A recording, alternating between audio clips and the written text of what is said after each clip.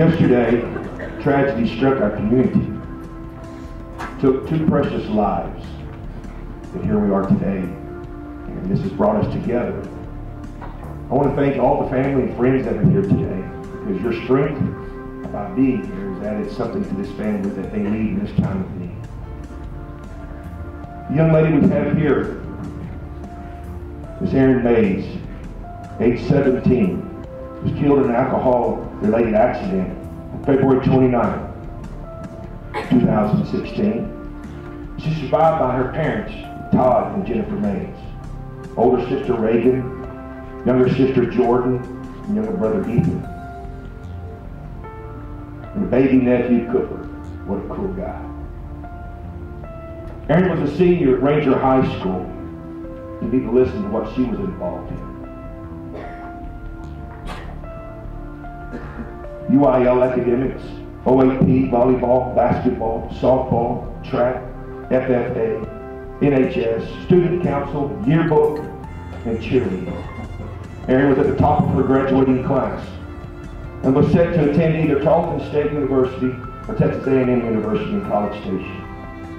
Alana Chantel Bennett was born on December 28, 1996 in Dallas, Texas, to Benicia and Anthony Bates.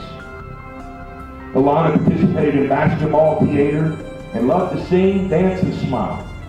Alana is survived by her parents, Benicia and Anthony Bates, and her sisters, Jada and Celicia Bates, and younger brother, Elijah Bates. This experience has really hit me home with family and friends in car accidents because of alcohol. I know that people think that Shay's Dreams is a joke, and sometimes what the truth is reality. I am a college student. I know sometimes I don't use my head when thinking about things. I have been part of many occasions that alcohol has been involved. If it's impossible, I would like to save as many lives as I can, because every day isn't promised to wake up another day. Please be smart in the decisions that you make. Live each day like it can be your last. When I was in that car yesterday, I tried to imagine what it would be like if I was actually dead. You know, kind of like an out-of-body experience. Like, what would I be thinking? Even though, you know, there aren't really any thoughts going on. And I was thinking, would I want to be remembered as the person would I want to be remembered as the person that killed somebody else because I made a bad decision? Would I want to be known as the person that wanted to help people? And you know, this weekend we talked a lot, not this weekend, this week, we talked a lot about choices. And I think here at Ranger, there's a lot of people that make choices, you know, spur decisions, they just do whatever they want, and they don't think about the consequences. This right here, this can be the consequences of your actions. You know, hearing my mom yesterday, when they came in to identify me, she said that when she left the room and she heard me sit up and start talking, that it was, you know, it was a relief because she knew that it wasn't real, even though it seemed too real. And for her, she realized that there's parents that don't get to do that. When they leave that ward, their kid doesn't sit up and start talking. If you had kids, would you want to have to see them in that situation where they have gashes on their heads, their guts are hanging out, and there's firefighters that are saying, you know, I'm sorry, there's nothing we can do. There's nothing we can do. You know, being that my dad has been a firefighter pretty much all of his career, he's seen a lot of the other end of this. You know, he's had to have the talks with people that, you know, there's nothing we can do, it's too late. You know, that's something that's really hard to say.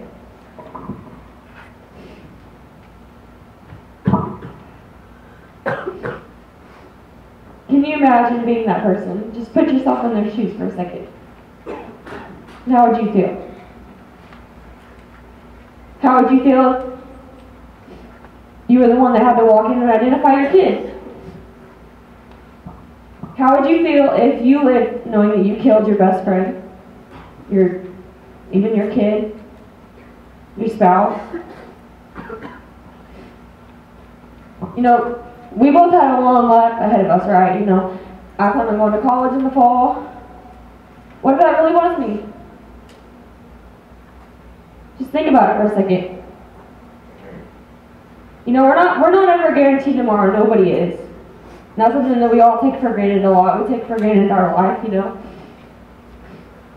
But we really have to think about it. That's all we've talked about. And, you know, last night we talked about our choices, what we want to be remembered for. If we really did die today, would we be happy with what we left behind? How did you leave your room? That was an example. Would you want your parents to walk in and find things that they didn't know were in your room? You know, my mom, she had to go in my room today while I was gone. She had to collect all my things to put up here. Can you imagine being a parent having to do that for your kid? So I guess what I'm saying is, you know, think before you do. For someone who doesn't party or drink or anything like that, that probably sounds kind of narcissistic, but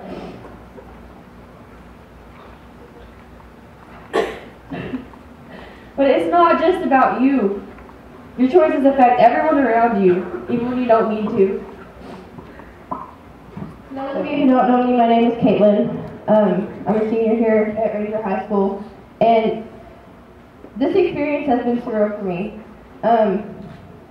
I know we're all alive and well here, and I didn't think I was going to watch this video and cry because see my best friend in the casket, her body being identified, and watching Jennifer have to do that and turn away because she couldn't see her child dead on the examination table.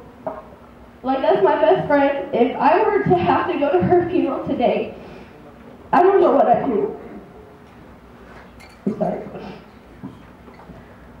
And I know I've got to hang out with her all night and all morning, but it's still so real to see all of her stuff on that casket, to see all of her awards and her accomplishments, and it would all be down the drain. She wouldn't get to live her life anymore. I know some of y'all think that this is a joke still, but it's not. I see some of you laughing. It's not funny. This is real. This could happen to you. This could happen to your friends, your sister, your brother, your aunt, your uncle, anybody. Your little brother, your little sister, your nephew, your niece. I would hate to have to go through something like this. I just met Alana yesterday, and she's so cool. She's hilarious. I'm glad I met her, because seeing her faith in God that she has, it's so amazing, because she knows where she's going after she dies. And that's one of the things we talked about last night also. Are you comfortable with your relationship with whomever you believe in to know where you're going after you die? How many people in here can honestly say that?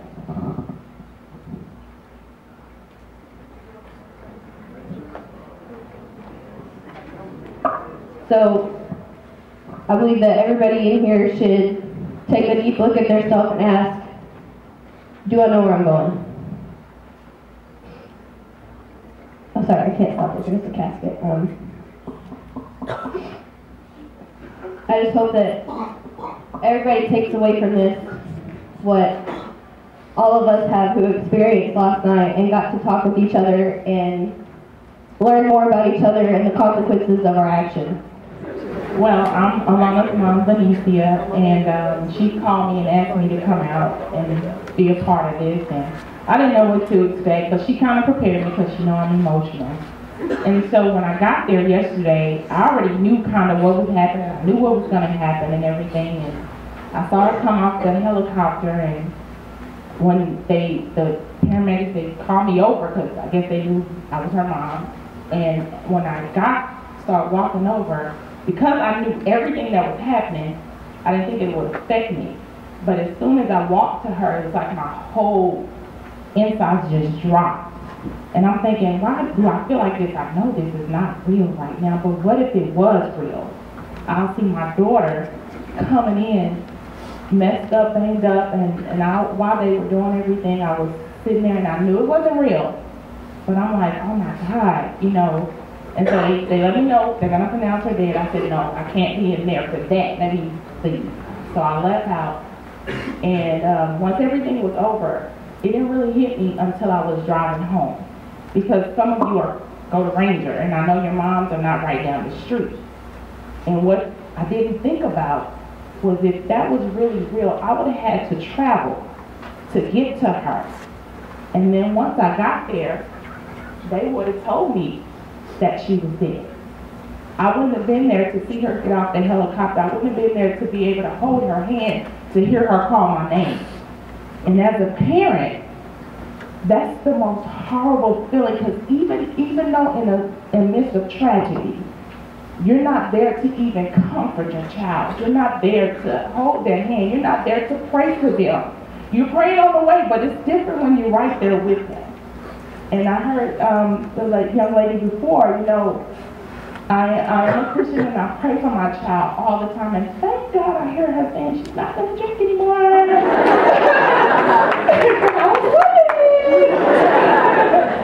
And a lot of you guys are underage anyway. And I know you guys don't think about the consequences, because I know I got children. I got one above her that's already graduated from college. I got one below. So I know all the aspects of it. And I know you guys don't think about it. But I tell my children all the time, make good choices. Just take a couple seconds and think about the action that you're going to do. Just think about it, just a quick second, because you're not realizing all those people you affect when something happens.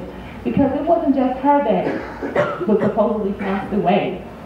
She had her parents, she got her sister, she got her brother, she got her whole family that one person affected.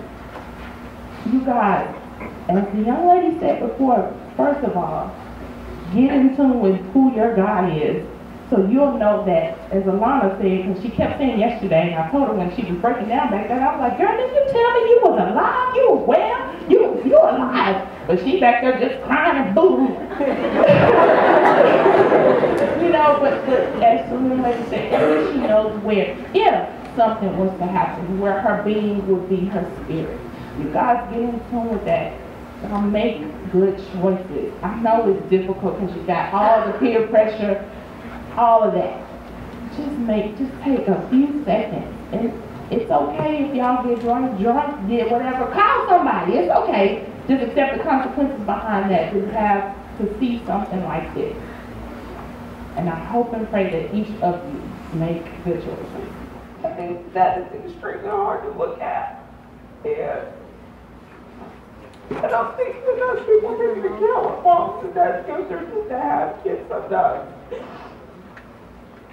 When my first kid, I didn't really think I'd ever have any more kids. I just didn't think I could love anybody as much as I love Rankin.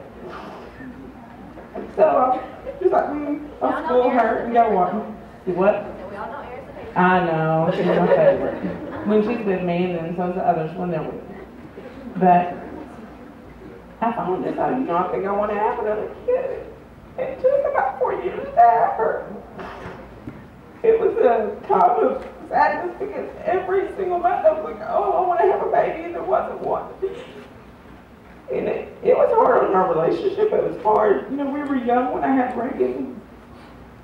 And a lot of people didn't think that would, go over good because, I was 18 and he was 20 from college, Ranger College, matter of fact. So girls, stay away from there. But, you know what, 23 years later, 4 kids down the road, can't pick a better guy. But seeing your kid being hit by somebody that was drinking, I think in any accident that would be awful to lose them, but to know that it was completely taken out of their hands. She has so much going for her. I can't even put into words how much she's got going for her because there's the sky's the limit for most of y'all. And the ones that think that you don't count yourself out.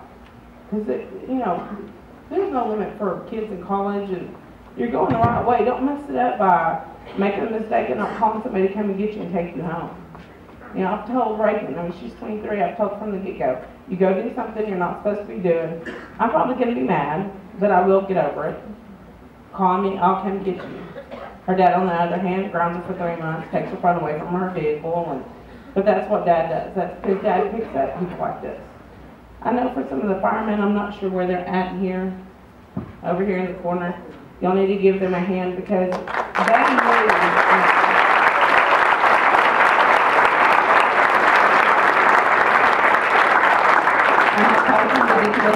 Too, and they didn't try not from softball stuff. Y'all don't understand what they see when they come and pick up somebody they knew. I mean, the fire chief, he's had to help clean her up out of diapers. I mean, it couldn't have been easy for him to see. You know, his son's a fireman now, and Aaron used to throw his hamburgers out the window and rip his ears off and bite a chunk out of his back when he wasn't looking. I still don't think that would have been easy for him to know that that was real. That was really Aaron just laying there. I think that if she goes to college and she drinks, she better call somebody. Because her dad said if she doesn't, don't worry about what, if you survive or not, worry about what I'm going to do. And what's the one thing your dad says?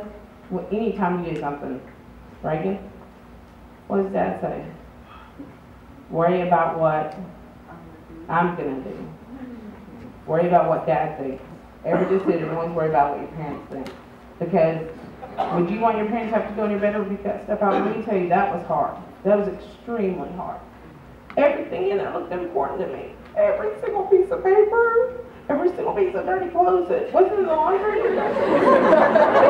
Extremely important. I who cares if it wasn't perfect? Because it was all important. I don't know that I can, after today and yesterday, I don't know that she could probably just run free now because I don't know that I can get onto her because she's going to be perfect. You know, just don't drink and drive. If you see a drunk driver, swerve off the road because that was hard. Just think about if that was your sister or your best friend or your dorm mate. How would you feel if that was their stuff hanging up right there? Because believe me, just looking at that, that's hard. I already know that with the end of this year, that everything we've done with her is fixing to be over with. She's moving on. She's becoming an adult. She doesn't need me anymore. And that's hard as a mom and a dad, but to know that she would go on the ground and I wouldn't see her. I'm supposed to die first, not her. So just think things through. And things make me cry. Because in our house the rule is you don't cry. You don't let anybody know that they've got you down. You have to be tough. So just remember, think things through, call somebody. You've always got somebody you know that can sleep in your car. You know, I'm sure you can get in trouble doing that too, but it's better than driving.